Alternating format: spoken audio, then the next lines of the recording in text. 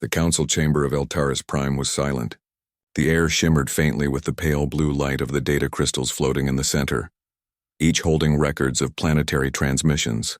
Thousands of species gathered in that grand hall, beings of flesh, energy, and metal, all united under the banner of the Galactic Conquered.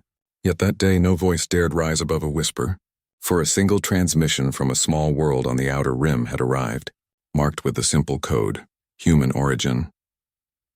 Earth. For decades the Council had spoken of humans with equal parts amusement and disdain. They were newcomers, fragile, short-lived, impulsive creatures from a world of storms and scars. The Council tolerated their membership, assuming they would eventually adapt to the grander logic of interstellar diplomacy. Yet the file that now glowed before them carried an aura unlike any before. It was marked urgent by automated security systems of over 30 neutral civilizations. The message began with static, a trembling hum that grew into a human voice. Calm, cold, heavy with something that every translator core registered as resolve. This is the United Terran Representative Command. To all members of the Galactic Conquered, our attempts at peace have failed. A murmur rippled through the chamber. The voice continued. We came to the stars believing cooperation was the destiny of advanced life. We offered aid, shared medicine, shared technology, shared hope. Yet time and again our colonies were attacked. Our ambassadors were silenced. Our pleas for justice ignored. We attempted peace. Now you'll meet the other side of humanity. The audio cut off. No visuals. No further words. Only that line. At first, the Council dismissed it as a desperate bluff. The incident that triggered the message, the destruction of the Terran colony on Helios 4 by the Krill Dominion, was seen as a tragic but localized affair. But within a single rotation of Eltaris Prime, the reports began. The Krill fleets, 200 warships strong, had vanished. Entire. No distress beacons. No survivors. The region of space they occupied now shimmered with unstable radiation. When probes entered, they returned fragments of melted hulls and debris fused into glass-like shards. The Council demanded an explanation. Humanity provided none. Instead, their colonies went dark. Communication blackout across all Terran sectors. Their trade convoys vanished from hyperspace routes. Their embassies closed. The humans, once eager participants in every diplomatic venture, had disappeared behind a veil of silence. Weeks passed. Then months, rumors spread through the stars. Patrol fleets found evidence of massive construction yards hidden within asteroid belts. Drones, not biological crews, carried out enormous assembly operations. And in the ghostly transmissions captured from deep space, one repeated phrase was found: Project Resolve in progress. The Council's analysts tried to decrypt it. None could. The Council had faced wars before. The Orvan conflict, the Hive rebellions, even the Mechanical Crusades. But this silence unnerved them more than any declaration of war. Humanity, for all their talk of empathy and ideals, had simply turned inward. They did not retaliate immediately. They waited. That was new. That was terrifying. Then came the first contact after 8 years of absence. A Terran vessel entered neutral space near the Authus Rift. It ignored hails from nearby fleets. No weapon systems were detected. Yet the hull was different. Composed of material unknown to galactic registries. A hybrid of organic weave and quantum steel. The ship bore no insignia except one etched line across its side. Peace is earned. Council ships surrounded it, demanding identification. The Terran craft did not answer. Moments later, every vessel within 1,000 kilometers powered down. Systems failed. Energy drains reached total depletion. Then, just as quickly, everything reactivated, except the weapons systems of the Council fleet, which remained dead. The Terran ship transmitted a single phrase before jumping away. Stand down. You are not our enemy. Not yet. The Council was shaken. The Krill Dominion, the ones responsible for the massacre, no longer existed. Their homeworlds were gone. Not conquered, erased. Satellites showed planetary crusts lifted into orbit, shaped into massive orbital arrays. Those arrays pointed outward, away from former Krill space. The message was clear. Humanity had not returned to the stars seeking conquest. They had returned to prepare. Admiral Var of the Council fleet called it a message carved in silence. He proposed immediate outreach, but the Council hesitated. For centuries they had seen humanity as emotional, volatile, incapable of restraint. Yet now those same creatures acted with an intelligence that surpassed reason. And then, the humans sent another message. No greeting. No emotion. Only coordinates. The coordinates led to a neutral system known for housing refugees. The Council dispatched an envoy fleet to investigate. Upon arrival they found millions of displaced beings from the destroyed Krill territories. But they were thriving. Living under Terran protection. Food distribution automated. Medical drones repairing injuries, curing diseases unknown to other species. The humans had not wiped out civilians. They had saved them. A message beacon floated above the planet.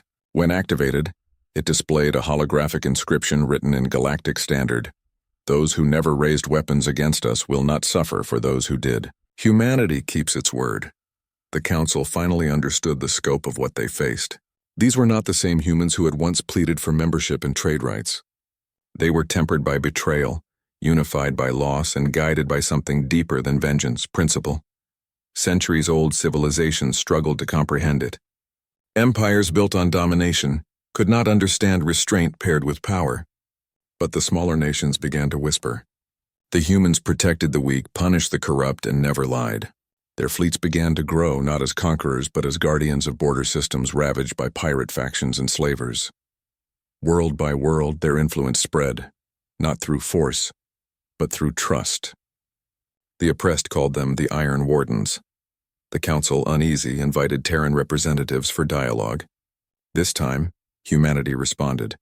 A single ship arrived above Eltaris Prime. From it descended a delegation of human officers in dark uniforms, marked only by a silver insignia. A circle split in half. One side bright, the other shadowed. Their leader stepped forward. His voice carried easily through the translator systems. You asked to speak of peace. We never stopped desiring it. But peace without justice is submission. You ignored the cries of those who bled. We will not. The Counselor of Diplomacy, a crystalline being of radiant energy, asked, Then what do you propose? The human looked up toward the vaulted chamber. Accountability. A new accord. One where the strong cannot hide behind bureaucracy, and where every world, no matter how small, has the right to defend itself. Some members agreed immediately. Others feared humanity's growing power. The vote was delayed. That was a mistake. During deliberations, border systems near the Varn coalition erupted in rebellion. The Varn, known for enslaving lesser species, attempted suppression. Within a week, Terran fleets entered orbit. They did not fire first. They transmitted an ultimatum: release all captives, disarm military installations, and surrender command. The Varn refused. What followed was not war, it was demonstration.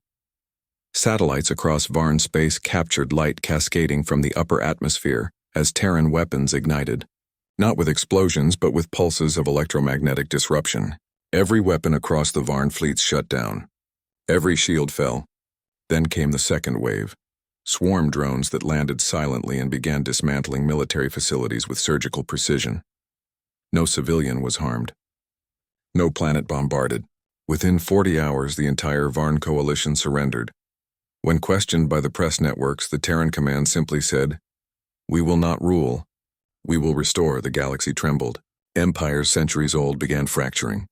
Populations that once feared human unpredictability now looked to them for protection. The Council's authority weakened, replaced by the quiet order humanity imposed through action, not words. Then came the incident at the Rift Frontier. An unknown species, non-affiliated, predatory origin unknown, emerged from beyond mapped space. They called themselves the Zyth, massive biological constructs, planet consumers. Worlds burned in hours, the Council panicked. Fleets scrambled, alliances broke. None could stop them, until the humans arrived. The first Terran fleet entered the rift as the last Council planet fell. The Zyth swarmed them, thousands of living ships bound by Hive command. Yet the Terran formation did not falter. Their command vessel broadcast an open message to all listening frequencies. This is not vengeance. This is survival. The battle lasted 7 days. The sky of the rift burned white as Terran ships detonated quantum forges, turning debris fields into living shields. Autonomous fleets calculated in real time. each ship acting as both weapon and protector.